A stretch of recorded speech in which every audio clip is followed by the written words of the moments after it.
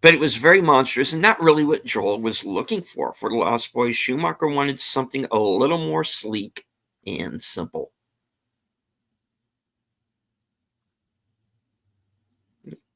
And Greg Cannom, of course, he went on to win the Oscar for the makeup in Bram Stoker's Dracula, which we just watched like last week. And Greg Cannom actually sadly passed away earlier this year. So rest in peace. Yeah, he was one of the best out there. He was up there with like Rick Baker and Rob Bottin and those guys. He was top shelf. Indeed. Director Joel Schumacher wanted the titular young vampires to look physically attractive. Joel Schumacher said to me, "I've hired these sexy young kids. I want them sexy. I don't want monsters," said makeup artist Greg Cannom. So V came up to me and said, "Why don't we do a test on the side and show it to Joel and see what he thinks?" So Cannom and makeup department head V Neal, she actually did Beetlejuice. She's also a very well-known makeup artist. Brought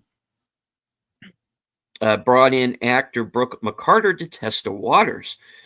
Joel wanted the vampires to be very stylized and streamlined, remembered Cannom. "At first, I did much bigger prosthetics, more than what's in the film, the larger forehead and a longer face and chin, and showed it to Joel. He liked it, but thought it was too much." Even though the test wasn't perfect, Cannom was getting closer to director Joel Schumacher's vision. The original design inspiration for the 80s vampire we know and love today was none other than an old and faded photograph that makeup artist Greg Cannom had kept from the past. Cannom stated, "I had a newspaper clipping from years before it was faded. As a blonde tennis player, good looking with a really good bone structure, it was faded to the point to where it had those kind of shapes on the forehead and bumps on the cheeks and everything." Cannom based the initial makeups on this reference, and the tests proved successful. I did a nice subtle one for Kiefer Sutherland and flew to England and came back, and I did a makeup test on him that Monday. Joel Schumacher really liked it, but wanted more, which made sense. So I ended up using that piece on Jason Patric for the end scene and did a more stylized piece for Kiefer. They go quite a bit into the prosthetics here, guys. Bear with me. The first step of the process was to take live casts of the actors, starting with Kiefer Sutherland. Makeup artist Cannom stated, "I did the live cast with his eyes open, which I learned from Dick Smith. Don't do that at home. I would never do it now. It's too easy to find yourself in a lawsuit. and Alginate isn't as good as it used to be." But I got it down really good at the time. As Cannom was planning the makeup, he knew he would have to work around the beard they had established for Kiefer's look. I wanted the lenses to really stand out. I wanted to do a super subtle demonic makeup and change the bone structure around the forehead, especially down to the nose. Kiefer had a pixie nose at the time, so I brought it down to his nose to try and make his nose look a little more full. With the addition of subtle cheek pieces and careful blending, Cannom finalized the final David makeup. And said I had to make sure they were blended, no hard edges. It was so important to get that sloped into the skin. Greg was then able to use this makeup as a template for the rest of the vampire gang. The vampire prosthetics were manufactured in foam latex, the best method at the time for coloration. We used PAX paint on foam latex because that's all we had, explained Cannom. I sculpted all the prosthetics and even ran all the foam in the beginning. Then Gilbert A. Moscow started running the pieces when I had to go on set or do other things. Aside from emphasizing the facial contours, the eyes became one of the most important elements of the finished look. I designed contact lenses so they were kind of glowing with all the red around them, revealed Cannom. I then designed the makeups around the lenses, knowing they would be the star of the show. Cannom also designed and made custom vampire dentures for each actor to wear, which were understated and delicate compared to the large Dracula-esque fangs audiences were used to seeing. I really tried to make the teeth look like pearls, revealed Cannom. For the application, I embedded a wire into the dentures so they would be super strong, and it was up in the gum area. Then the teeth would just come down and hooked onto the bottom of the actor's real teeth. In the end, the young and fairly unknown cast handled the prosthetic makeups amazingly, especially since for many of them it was their first time. Greg told SWSCA, I remember Kiefer Sutherland saying, don't tell them I'm only 17. They think I'm 18. When we started the film, he had all this baby fat, and I was like, oh God, how am I going to turn this into a vampire? But he was great. I did this live cast with his eyes open, and he had no problems with any of it. All of the actors were absolutely wonderful. Greg also recounted how shocked he was with the professionalism of child actor Chance Michael Corbett, who plays Laddie, since wearing lenses and prosthetics can be difficult to deal with at such a young age. You never know what a kid's going to do. He was an absolute trooper in those lenses. They're huge, hard lenses, but he put up with them, and we never had a problem. A poster of Molly Ringwald, it can be seen in Sam's bedroom as a possible reference to John Hughes' teen movies, coming-of-age films, and possible irony due to the vampires never being able to grow old. Yeah. Vampire tropes, no? Or diminished reflection, Garlic being invited into one's home, Lucy, the wife of Dracula, and Holy Water. At the time the film was made, Alex Winter was still registered as Alexander Winter in the Union. Joel Schumacher begged him to shorten his name so it wouldn't take up so much space in the titles, because the name couldn't be changed in time. His full name still made it to the finished film, which frustrated Schumacher. One of the most memorable scenes in the movie was actually filmed outside of Santa Cruz in Santa Clarita, 5 hours south. The Iron Horse Trailhead Trestle Bridge that the vampire gang hangs from in the film is located off of Interstate 5 on the Magic Mountain Parkway, about 40 miles north of Los Angeles. The bridge now features a pedestrian walkway for fans or people who would prefer to cross over it instead of hanging underneath. Yeah, let's not do that. Atlanta's Fantasy World comic book shop where Sam meets the eccentric Frog Brothers. At this shop is actually located in the Santa Cruz and not on the boardwalk as it appears in the film.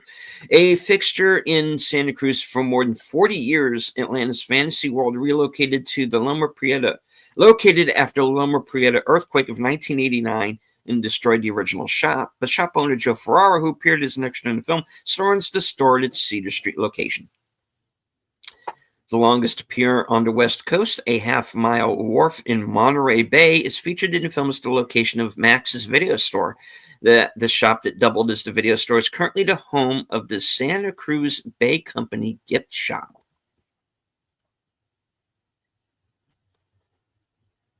All right. Due to his past fantasy novels and horror short stories, Craig Shaw Gardner was given a copy of the script and asked to write a novelization to accompany the film's release.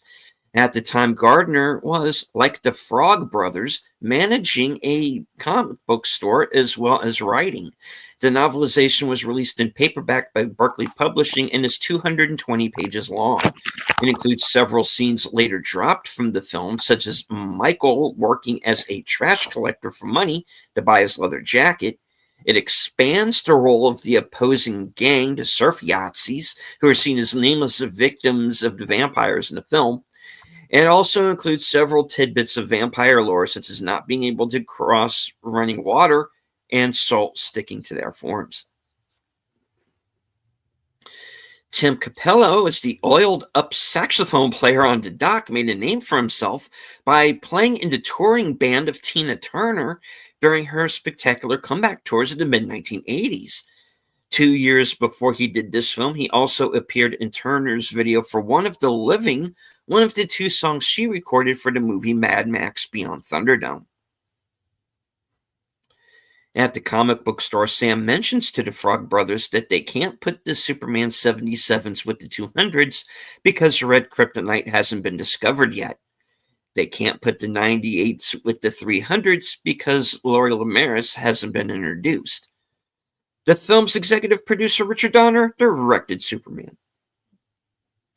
Jason Patric wasn't keen on playing the role of Michaels. He didn't want to be a vampire in a vampire movie wearing fangs and flying around.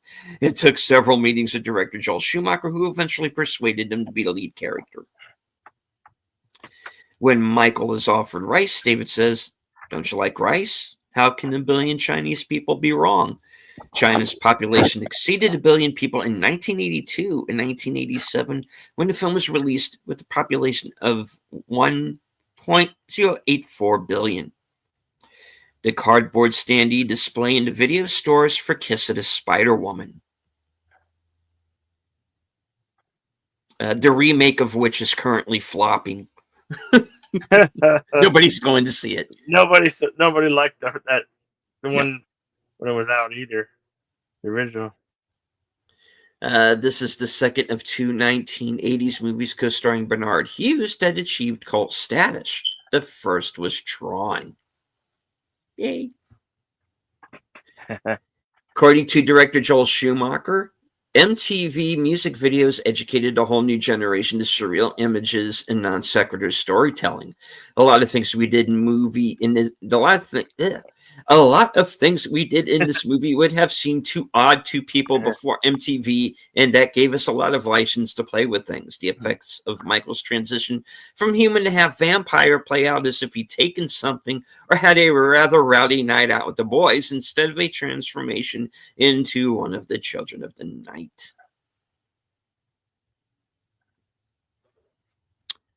All right. This is where things get a little messy backstage, folks, and I'm going to read this. I'm going to read this as it's written. All right. Director Joel Schumacher physically assaulted Brooke McCarter, who played Paul, for not performing well enough. Schumacher said, "I was so frustrated, I just slapped him and pushed the door in front of him. I'd never done it in my life and never again.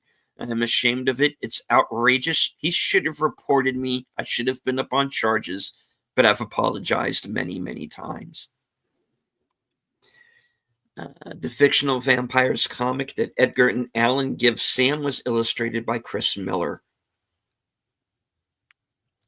According to Alex Winter, one of his favorite scenes in the film was the beach killing scene.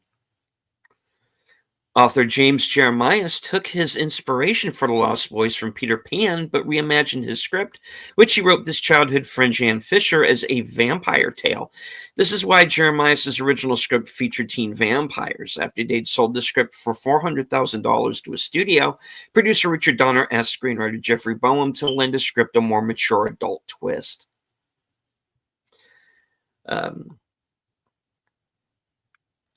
Two songs on the film's soundtrack, "Cry Little Sister" by Gerard McMahon and "I Still Believe" by Tim Capello, are two of Korn lead singer Jonathan Davis's favorite songs. This is Corey Haim's second horror film, the first one being Silver Bullet. Yep. I watched on Films with Friends the other night.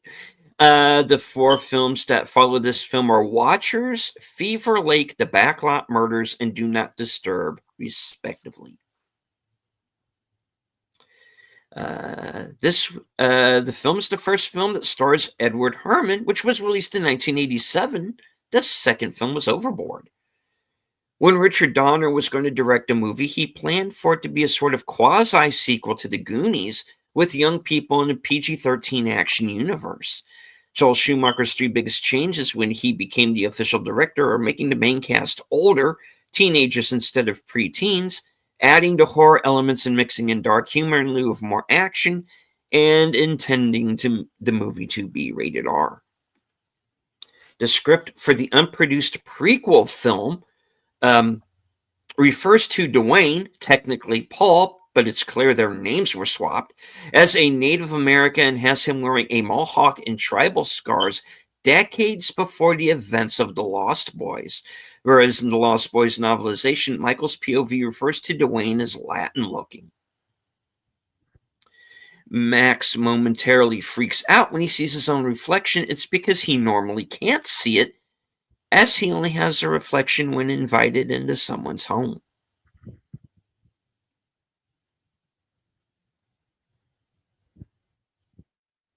The film Delicious has a similar plot, featuring a group of youngsters who eat other people in the holiday town they live in. Mhm.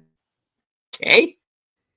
The main inspiration creation of the concept that became the Vampire Slayer and later TV series mirrors the vampire's appearance, while the character of Stick resembles David.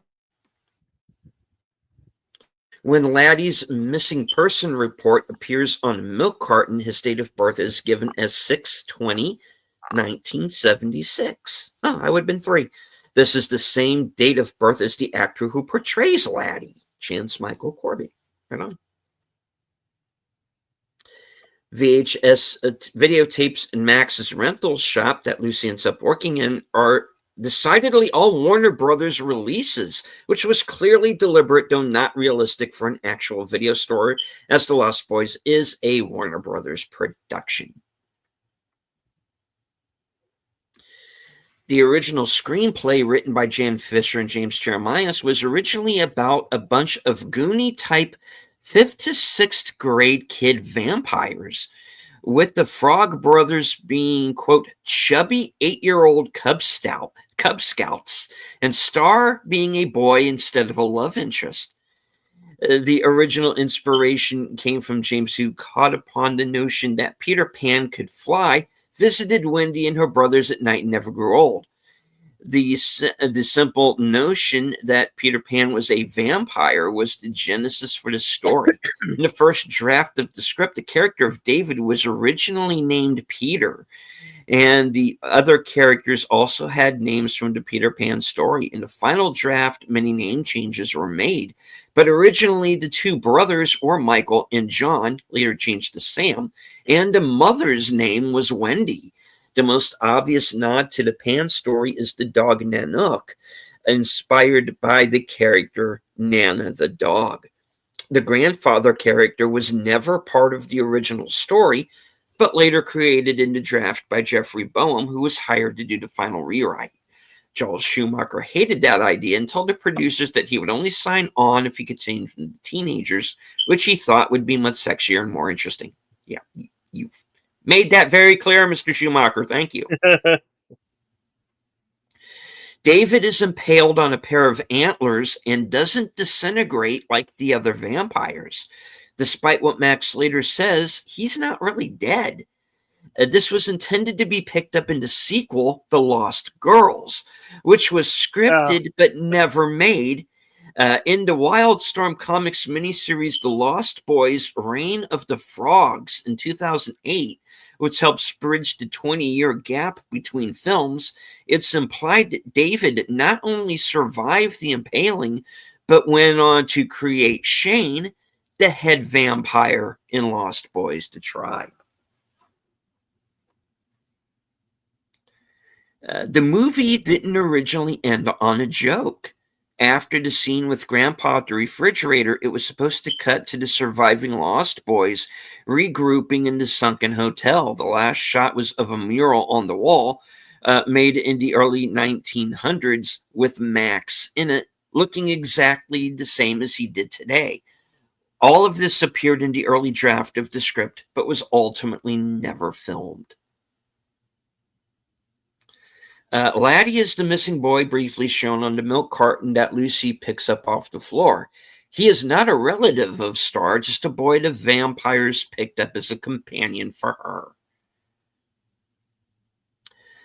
Both of the 2 1987 movies about a family of vampires who lure a young man and make him into a half-vampire before he is eventually cured, Near Dark and The Lost Boys, feature a son of Jason Miller in their casts.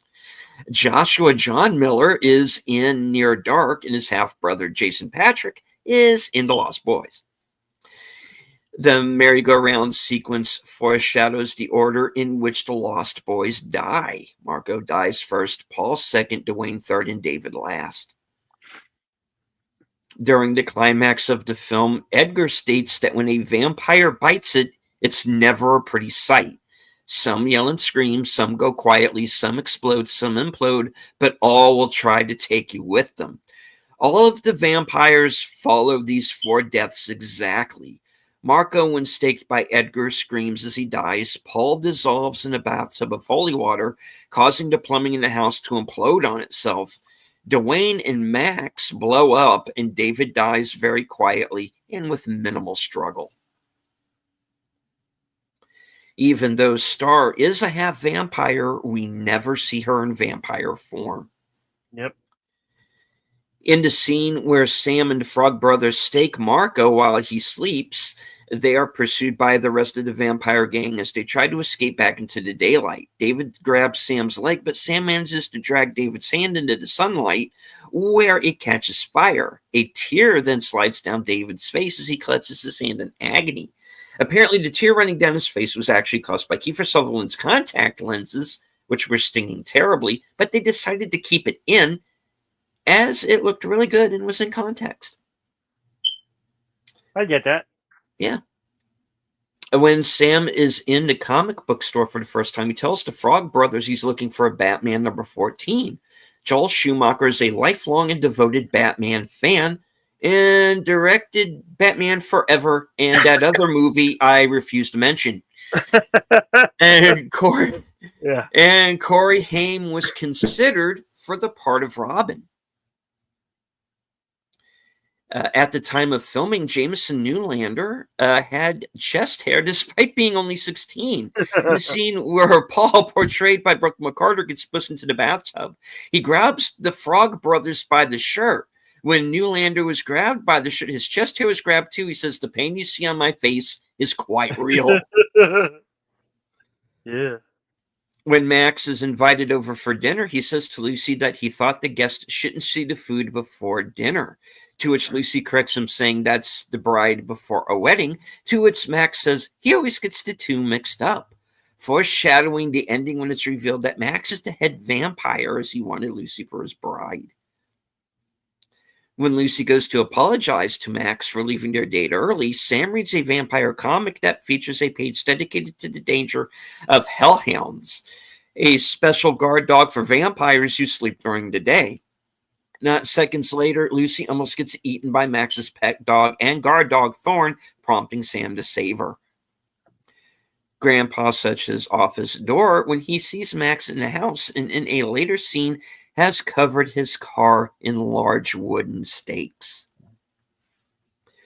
Looking back on the project, Greg Canham is candid about the challenges he encountered working on the film, particularly his occasional clashes with director Joel Schumacher, but Canham admired Schumacher for his vision and reminisces fondly about the finished result.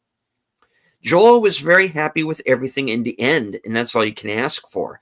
I think he's a great filmmaker, and he did an incredible directing job. In fact, as a subtle homage to the director, Canham actually designed one of the vampires to look like him. For Edward Herrmann's makeup, I used Joel as the model. V. Neal went to Daly's one day, and as she and Joel were looking at the footage of Ed, he asks her, "Am I crazy, or does Ed look like me?" So if you look closely, you can see Joel's face in that scene. Huh. According to director Schumacher, the scene in which Dwayne is electrocuted by the stereo after being shot with an arrow by Sam took 2 weeks to film. The entire shoot took only 3 weeks, and Dwayne's death scene lasts only 30 seconds on screen. Huh. Paul is the only vampire in the group who shows overt emotion, since in the novel he is the last of the group to be turned and still has human traits as he undergoes his transition. When the group eats Chinese food, David leaves his chopsticks sticking straight out of his and Michael's food. In Chinese and Japanese culture, it is offensive to give a meal with chopsticks sticking into it because it's like wishing death upon the recipient.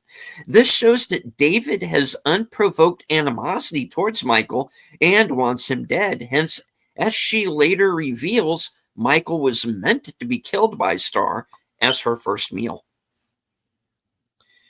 Max very formally requests permission to enter the house. Initially, it seems like an obvious giveaway that he's a vampire, but when he passes all of the Frog Brothers' vampire detection tests, confusing the issue until it's revealed he passed because he was invited in.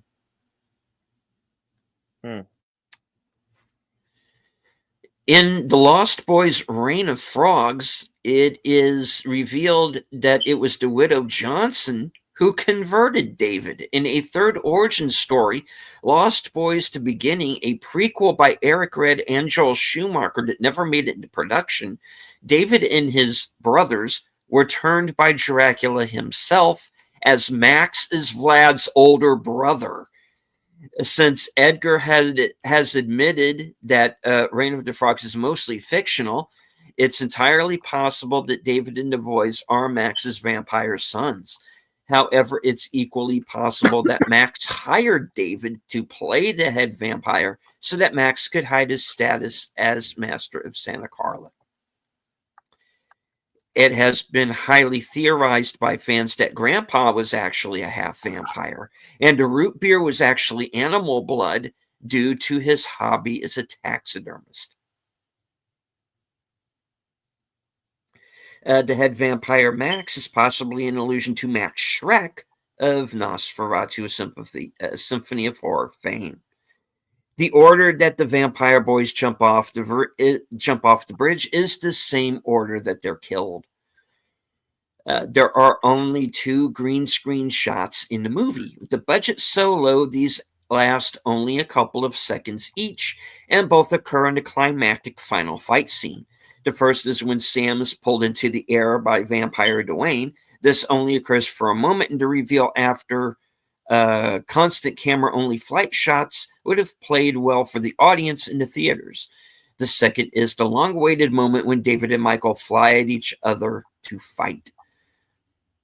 The reason why the head vampire Max passed all the Frog Brothers vampire tests is because Michael invited him in. Yeah, we said that. Stars the only vampire half or otherwise to never vamp out, meaning her eyes and features never change when in contact with potential prey, unlike the boys Max or Michael.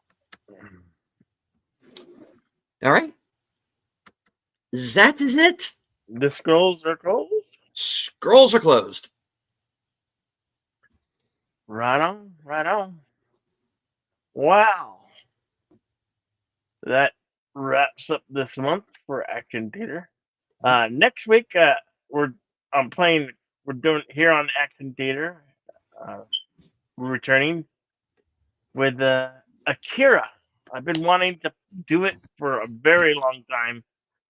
The 6th of November. If you guys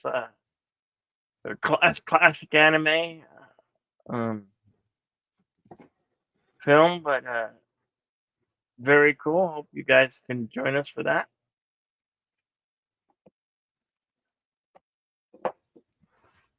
And thank you all for being here.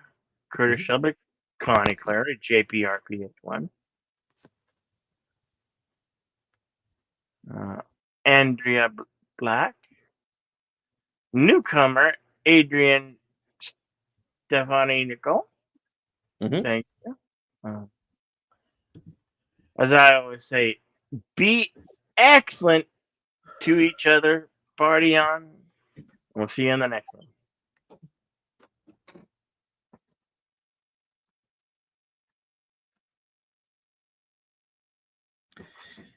All right. Yeah, I would also like to thank a couple of people who are over on my side of the chat. Sergeant Giratina, and also a new face who's joining us right here at the end, Matthew Lavagna. Hope that you enjoyed the part of the show that you did see. We do this show every week at this time, 4:30 p.m. Eastern. Every Thursday, as Bill stated, the next episode will be the classic 1988 anime Akira, which stop me if I'm wrong, Bill, but I think that's the first time you've done an anime. Yeah. All right.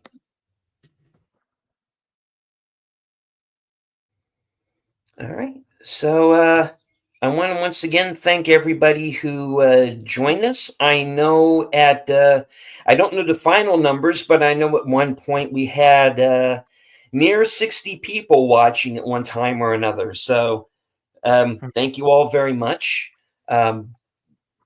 I again want to thank everybody who joined us in the live chat, everyone who joined us on Cosme.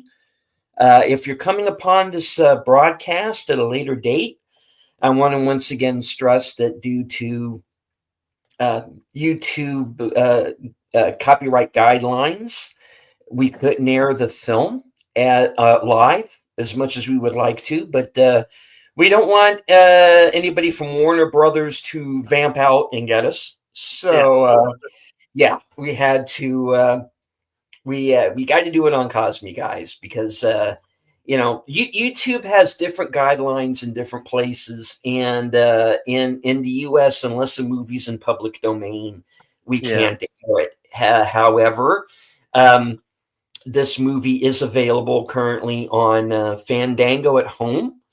From what I understand, at a lowered price for Halloween. So you can purchase it digitally. It is available on 4K. I understand the 4K looks pretty decent. So you can check it out that way as well. And as I always say at the end of every show, from HQ, our second home office in Arizona, and all points north, south, east, west, and beyond. Good night. Take care. Stay strong. Be safe and healthy.